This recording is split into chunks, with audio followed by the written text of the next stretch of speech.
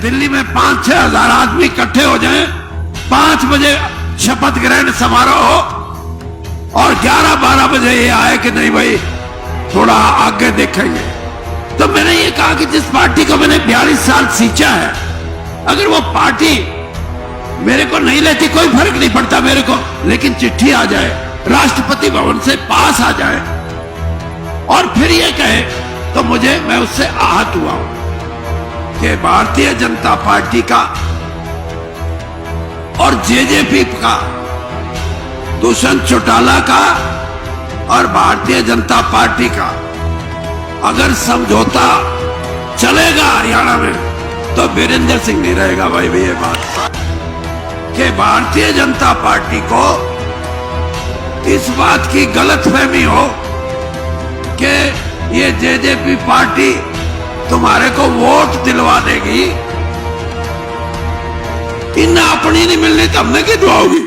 ये कहते हैं, कोई कहता है जी सीधे चले जाओ तो 8% और कोई बीच में को किसी को लेकर जाओगे तो 10%।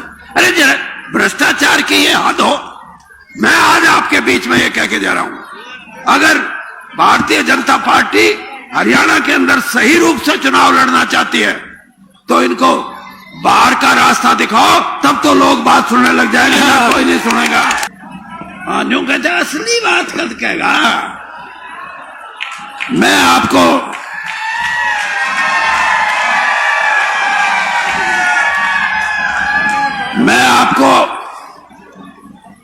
एक बात का तो मैं आपको यकीन दिलाता हूं कि जो तुम चाहते हो वही मैं करूंगा, तुम्हारे से अलग नहीं कर सकता कुछ।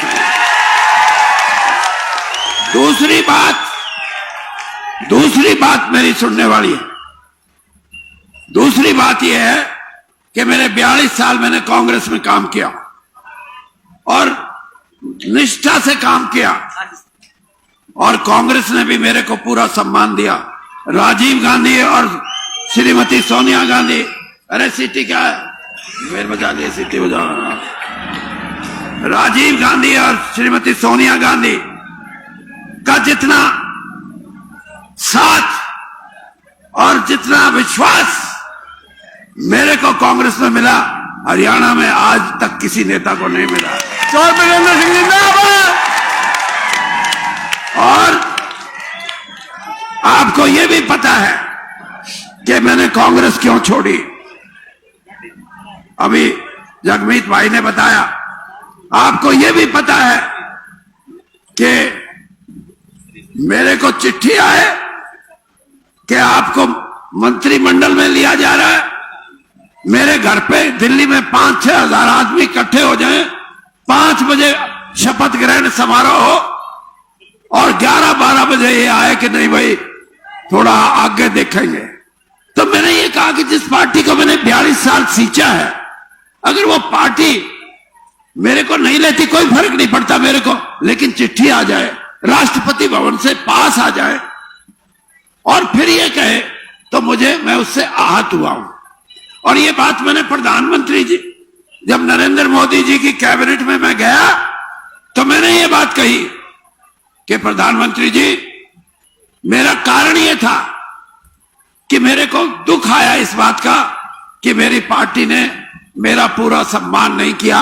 फिर भी मैं 1 साल तक पार्टी नहीं छोड़ी, लेकिन मुझे यह लगता है, और मैं मिलके आया हूं श्रीमती सोनिया गांधी से कि आप, और मैं ये भी कहा, अरे सुन तो लेना, सुन लो। और मैंने ये भी कहा कि मैं आज आप मेरे को इस देश के बड़े मंत्रिमंडल में कैबिनेट मिनिस्टर बना रहे हैं, आपने भी मेरा सम्मान किया है, लेकिन मैं आपको एक बात जरूर कहूंगा कि मैं जिस पार्टी में 42 साल रहा हूं, चाहे राजीव गांधी जी की बात है चाहे सोनिया जी की बात है, मैं उनके खिलाफ कोई गलत बात कभी नहीं कहूंगा। यह मेरा सिद्धांत है। और आज भी मैं आपसे यह कहता हूं कि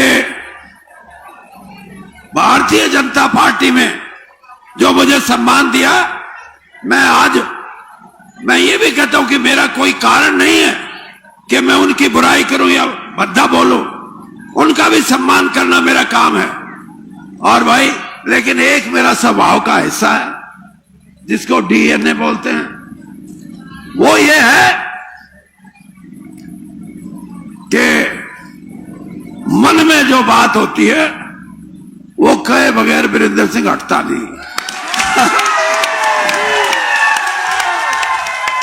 और मन में बात ये कि जब किसान आंदोलन हुआ, भारतीय जनता पार्टी का अकेला आदमी सारे देश में वीरेंद्र सिंह था जिसने किसानों के साथ खड़े होकर उनका समर्थन किया। चौधरी वीरेंद्र सिंह जिंदाबाद, चौधरी वीरेंद्र सिंह जिंदाबाद। और यही नहीं, जब हमारी बहनें, हरियाणा की बेटियां जो पहलवानी करके इस देश में और इस दुनिया में जिन्होंने नाम कमाया, दुनिया के अंदर बड़े बड़े खेलों के मेडल जीत के आई, वो जब बैठी और उन्होंने जब ये बात कही कि हमारे साथ घोर अन्याय हो रहा है, तो हम उन बच्चों के साथ, उन बेटियों के साथ भी वैसे ही खड़े हुए जैसे हमारे को होना चाहिए था। लेकिन भारतीय जनता पार्टी ने भी मेरे को कभी ये नहीं कहा कि आप ये उल्टे काम क्यों करो। मैंने क्योंकि मैं ये समझता हूं किसान के साथ खड़े होना, कोई पार्टी किस पार्टी की हिम्मत कह देगी कि अनुशासनहीनता है। बेटियों के साथ खड़ा होकर उनकी वकालत करना, उनके लिए आवाज उठाना, कौन ये कहेगा कि महिलाओं के सम्मान में आप गलत काम कर रहे हो। और भाई, दूसरी तरफ जो आपको समझाने की बात है वो ये कि मैं ये बात पहले भी कह चुका हूं, आज भी कह रहा हूं कि भारतीय जनता पार्टी का और जेजेपी का, दुष्यंत चौटाला का और भारतीय जनता पार्टी का अगर समझौता चलेगा हरियाणा में, तो वीरेंद्र सिंह नहीं रहेगा। भाई ये बात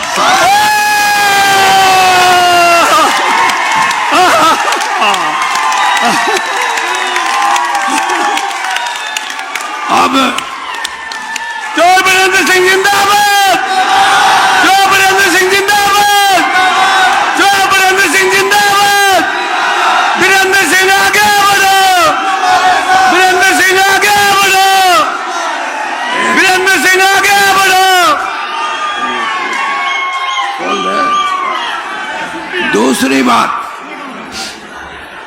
दूसरी बात यह है कि पल्ले गांठ मार लियो। अगर मेरा फैसला किसान और कमेरे वर्ग के साथ हो तो मेरे साथ रहना, और अगर नहीं हो तो मेरा साथ छोड़ देना, कोई बात नहीं। तीसरी बात,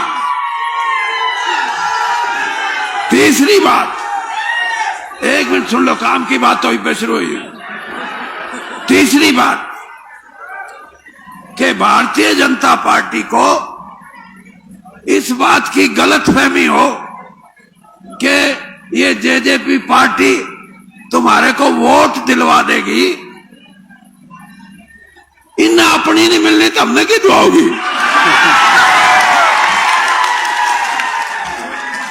और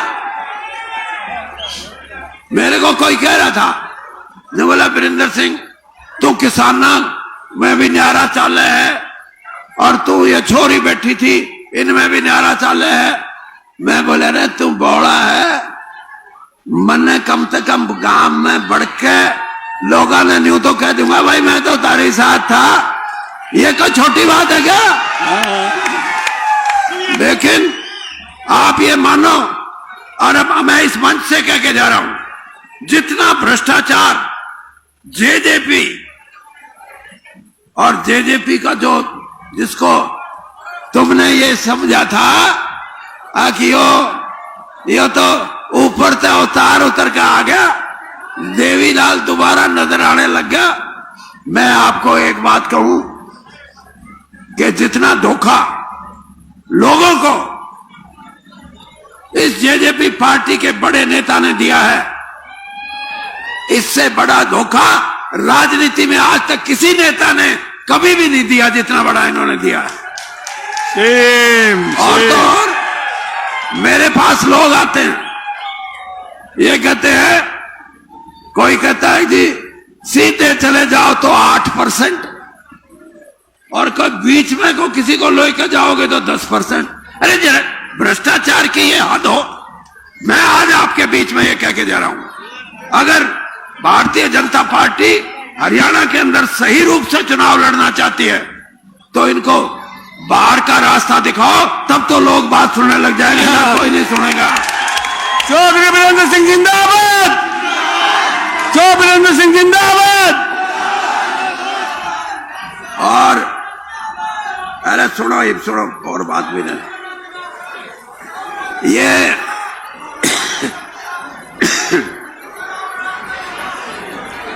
कई बीजेपी के नेता मेरे बारे में कहते हैं, देखो वीरेंद्र सिंह को बीजेपी ने कितना सम्मान दिया, प्रधानमंत्री मोदी जी की कैबिनेट में सीधा स्थान दिया। मैं एहसान मानता हूं इस बात का, लेकिन मैं ये भी बताना चाहता हूं बीजेपी को कि वीरेंद्र सिंह, राव इंद्रजीत, रमेश कौशिक, चौधरी धर्मवीर, कृष्ण पवार, ये जो लोग बाहर से आए थे, इनने जोत जलाई थी ना, तो इतना सौदा था नहीं। हमने अगर हम पार्टी को छोड़ के दूसरी जगह आए हैं तो इसका मतलब यह है कि हमारा भी योगदान है पार्टी को सत्ता में लाने का। और भाई सत्ता में लाए हैं तो आपने हमारे को कुछ दिया।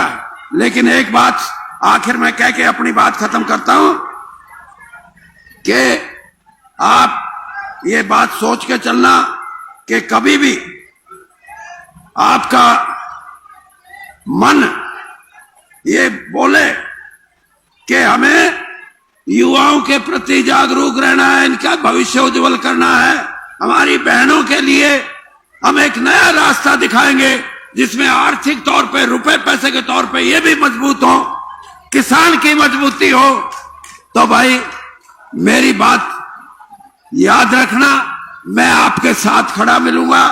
और भाई जात पात में बंट के या धर्म के नाम पे बंट के, वीरेंद्र सिंह आज ये कह के जा रहा है हरियाणा के अंदर कोई धर्म के नाम पे हमारे भाइयों को बांटने की कोशिश करेगा, कोई जात पात के नाम पे राजनीतिक तौर पे हमारे भाइयों की बांटने की कोशिश करेगा। वीरेंद्र सिंह उनके खिलाफ मोर्चा लड़ेगा और हम अपने समाज को इकट्ठा रखेंगे। इन बातों के साथ आप सब भाइयों का मैं हृदय से, दिल से आभार प्रकट करता हूं। जय हिंद। चौधरी वीरेंद्र सिंह जिंदाबाद।